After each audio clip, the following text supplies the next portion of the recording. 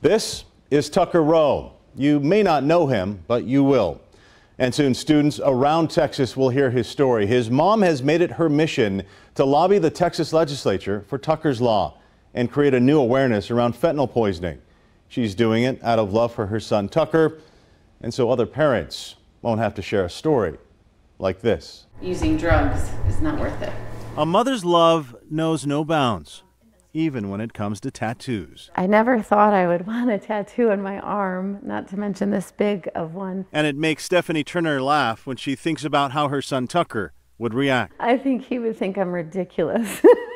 I think he'd probably be like, oh my gosh, Mom, I cannot believe you have a tattoo of my face on your arm. But it's a badge of honor for Stephanie, a conversation starter she hopes will save lives. And so I let them know, like, this is my son, and he died from fentanyl poisoning, and this is what happened. It's a story she never thought she would have to tell about her loving, big-hearted son, Tucker. Fun kid, very curious, and wanted to explore himself, like do it himself. He'll figure it out himself. And like many teenagers, he was just trying to figure out his future, deal with a breakup, and manage a social media world full of bad influences and anxiety. So when he went to high school was when I noticed life just felt harder for him. To calm the chaos, he decided to experiment. He started with marijuana. Then Stephanie says Tucker bought what he thought was a Xanax off social media to quiet the noise. I found him, he was in a seizure state, and he had taken a half of a pill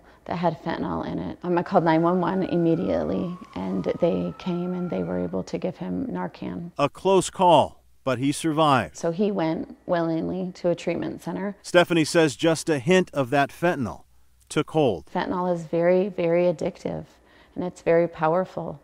So he was, in treatment for his addiction. Then Tucker's life was turning around. He was 4 months sober. He was living his best life, so it looked on the outside, and he was training with his dad for a triathlon. Tucker was getting closer to that triathlon with his dad and wanted to gain some weight, so he asked his mom to load him up with his favorite meal. He was very appreciative for all of the food I sent him home with. And he said, "Thanks, Mom." And he was walking to his truck, and I stood on the porch and watched him walk away. And I said, "I love you so much. I'm so proud of you." And he said, "I love you too. I'll see you tomorrow." But Tucker didn't show up for work the next day, so Stephanie drove to his house. He bought another pill off someone on social media. I turned the corner, and his street was lined with police cars, and I pulled behind a detective who was getting out and putting on blue gloves. And I just said, "My baby is gone."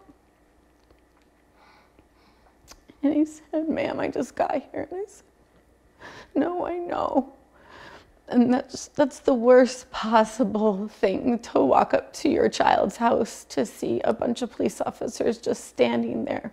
Stephanie's anguish turned to anger. I also felt such rage at this drug and how addictive it is and how sneaky it is. Then she turned the anger into action, starting Texas Against Fentanyl.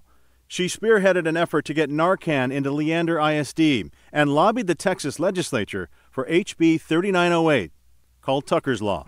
House Bill 3908 is passed to engrossment.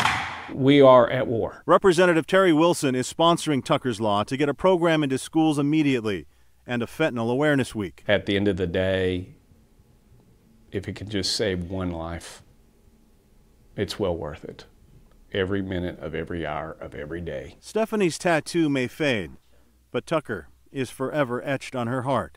And she says it's her calling now to spread Tucker's story to save lives. I realized that this was just a big epidemic that we were in. And so I wanted to be a voice. I wanted to be open about Tucker's story and his struggles, because I know that Tucker would not want anyone else to struggle like he did. Knowing just one pill can kill. Walt Maciborski, CBS Austin News.